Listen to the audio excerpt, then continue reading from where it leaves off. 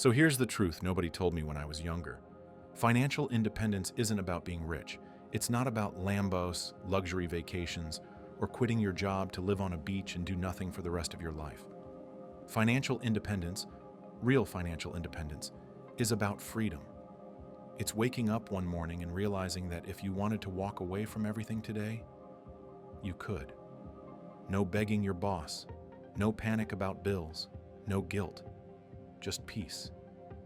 And the wildest part? You don't have to be a millionaire to get there. I know because I did it before 30, but I didn't do it by being born rich. I didn't win the lottery. I didn't have some unicorn startup exit. What I had was a shift, a moment where I stopped looking at money like this giant, mysterious thing that only a few people figured out, and started treating it like a system, a game. And I want to show you exactly how I did it. The mindset, the strategy, the messy middle, all of it. Because if you've ever thought, there's no way I can make it out of this paycheck-to-paycheck loop, or I'll never be able to retire early, I promise, you're not broken. The system is. But once you understand how it works, you can hack it. So, let's talk about how to actually become financially independent by 30. For most of my life, I was unknowingly running plays from the wrong book. The scarcity playbook. It's the default one most of us get handed. Passed down from parents, schools, society. It teaches you how to survive, not thrive. It says, play it safe. Stick to the rules. Don't ask for too much. It's full of fear-based strategies. Save every penny, avoid all risk, hope retirement saves you at 65. And for a while, I played by those rules. Woke up early, worked hard, paid my bills, saved what I could. But nothing changed. I was moving, but not progressing. I was busy, but still broke. Then I saw something different. The Freedom Playbook. This one wasn't about cutting back. It was about leveling up. It taught me to build high-value skills, multiply my income, and invest in assets, not liabilities. It rewired my thinking. Instead of asking, what can I cut? It made me ask, what can I create? Instead of fearing money, I started using it like a tool to buy time, to build leverage, to buy back my life. Same effort. New strategy, different outcome. Most people aren't stuck because they're lazy. They're stuck because they're running plays from a book designed to keep them small. But you can switch playbooks anytime. That's when the game changes. At 23, I was broke, but not broken. I realized I had something more powerful than money. I had time. And in your 20s, time is your greatest asset. Most people waste that decade thinking they need to grind it out and save a little here, cut back there, and hope to retire by 65 if they're lucky. I didn't want to be lucky. I wanted to be free. So I made a decision. I wasn't going to spend my 20s chasing pennies. I was going to build high-value skills, the kind that made me valuable in any market. I learned how to write persuasively. I studied business strategy. I learned how to sell, how to build, how to think. Because here's what they don't teach you. You don't get rich by saving. You get rich by earning. I stopped asking, how can I save $20 a week? And started asking, how can I make $200 more this week? That shift alone added thousands to my income every year. And here's the fun part. Once I started making more, then I learned how to save in a way that actually mattered. Not by cutting joy, but by cutting waste. I started automating my money. I set up systems where every time I got paid, part of it went into an investment account I couldn't touch, part into savings, and part into living. And once that was set, I didn't have to think about it. It was like creating invisible habits that worked for me while I focused on growth. I didn't feel restricted. I felt empowered. I wasn't budgeting my way to freedom, I was designing it. And because I had systems in place, I wasn't making emotional money decisions. The rent got paid, the investments grew, and I never had to ask myself, did I remember to save this month? Plus, the more I earned, the easier it got. That's the part people don't talk about. Money makes money, but skills make money faster. I wasn't relying on luck, a promotion, or the economy. I was betting on me. Because the truth is, nobody's coming to save you. Not your job, not the government, not even your parents. And that's not scary. It's freeing. It means I had the power all along. Every late-night YouTube binge about sales, every podcast I played during commutes, every free course I grinded through after work. It all stacked. It was like building equity in myself. And the best part? No one could take it from me. And I started treating money like a game, not a grind. Every expense became a challenge. Can I get the same outcome for less? One of the first wins? My phone bill. I was paying $85 a month. For what? Unlimited data I barely used. So I switched to a prepaid plan, same network, same coverage, for $25 a month. That's $720 a year saved. No change in lifestyle. Then I looked at subscriptions. I had Netflix, Hulu, Spotify, Apple Music, Amazon Prime, you name it. But when I added up the hours I actually used them, not even close to worth it. So I cut 3 of them, saved another $30 a month. That $30 didn't go back into the void. It went straight into my investment account. And here's the kicker. That money, invested consistently, compounds into tens of thousands over time. Same with groceries. I stopped impulse buying snacks I didn't even like. Started meal prepping lunches instead of dropping $12 every workday. Not because I was broke, but because I had a bigger goal. I realized saving money wasn't about saying no. It was about saying yes to something better, to freedom, to peace of mind, to the option to walk away when something doesn't serve you. I didn't feel restricted.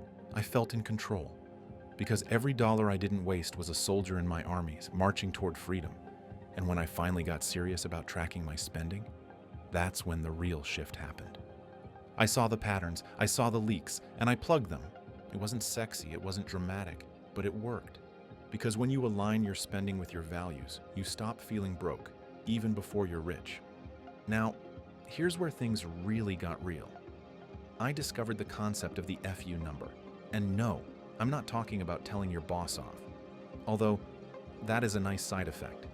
Your FU number is the amount of money you need invested to walk away from work and not worry about running out of money. It's calculated based on something called the 4% rule, which says you can safely withdraw 4% of your investment portfolio every year without running out over time. So if you need $40,000 a year to live comfortably, you'd need $1 million invested. That's your FU number. But here's what blew my mind. You don't need $1 million to start feeling free. If I only needed $2,000 a month to cover my rent, food, and basic needs, that's $24,000 a year, meaning my mini FU number was just $600,000. And if I had other passive income streams, that number got even smaller. It suddenly became real, not some distant fantasy, not maybe when I'm 50. It became math, a target I could hit. And the craziest part? That number wasn't as far off as I thought, because every dollar I didn't spend, every bit I invested, brought me closer. It was like watching progress in real time, not just on a spreadsheet, but in my choices. Suddenly, skipping that fancy dinner didn't feel like deprivation. It felt like buying freedom. Saying no to a flashy car didn't feel like missing out. It felt like keeping leverage. I started seeing life decisions through this new lens. That concert ticket, that subscription, that random online impulse buy. I'd ask myself, is this worth delaying my freedom for another month? And the answer, more often than not, was no. Because every dollar saved and invested was working harder than I was. The market was out there, compounding while I slept. And the sooner I hit my FU number, even the mini version, the sooner I had options.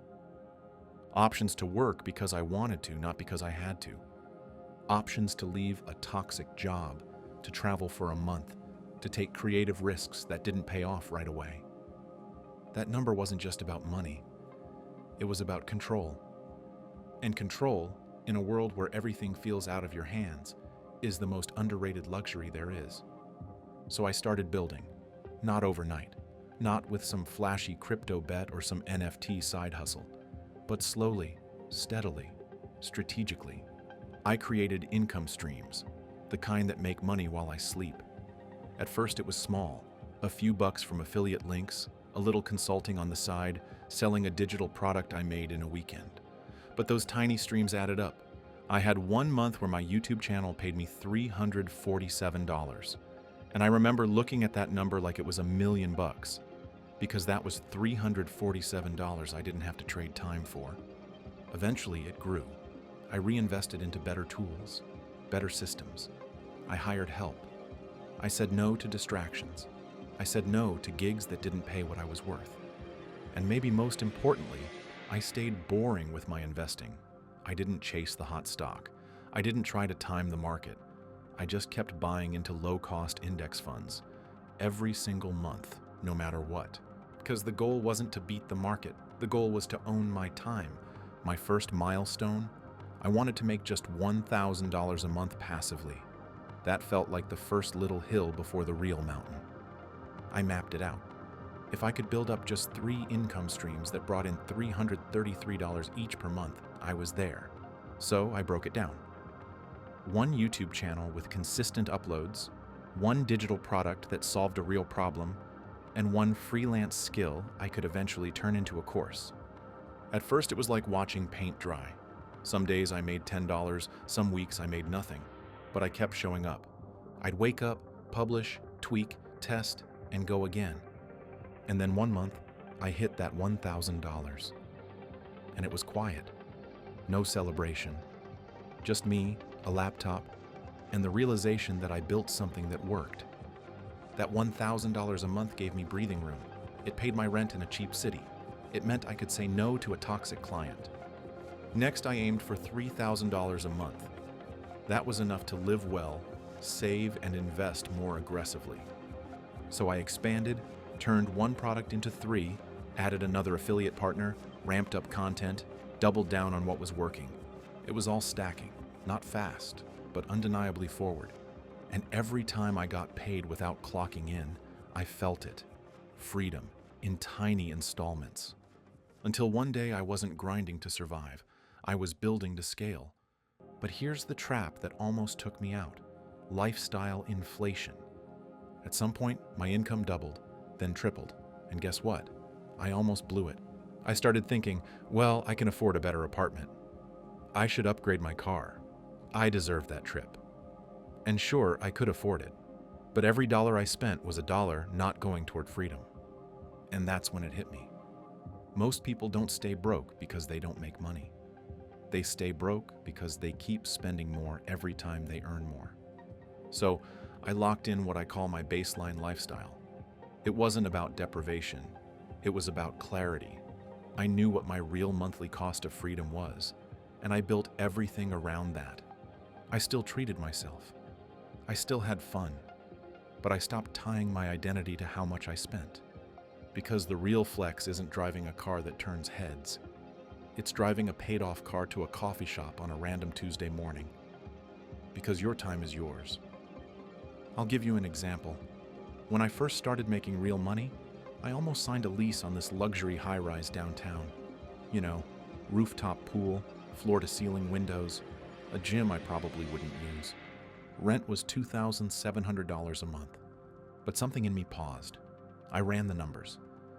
If I stayed in my smaller, older place, rent-controlled and $1,100 a month, I'd save $1,600 every single month. That's $19,200 a year.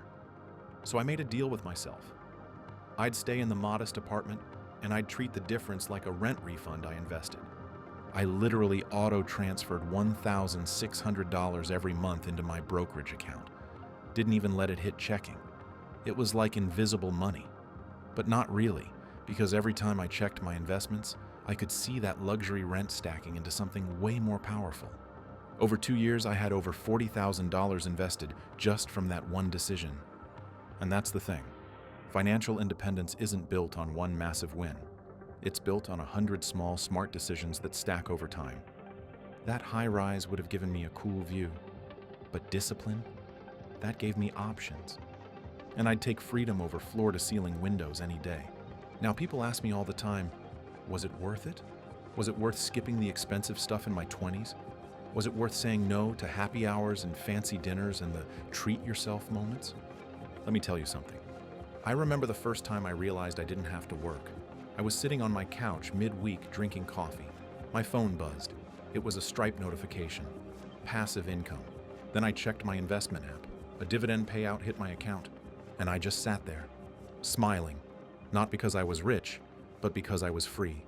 Free to choose, free to build, free to rest. That moment, that feeling, that's what all of this was for. So if you're watching this wondering if you could ever get there, I'm telling you, yes, you can. Not because it's easy, but because it's simple. The hard part isn't the math, it's the mindset. It's silencing Lola and listening to Athena. It's doing the boring stuff consistently.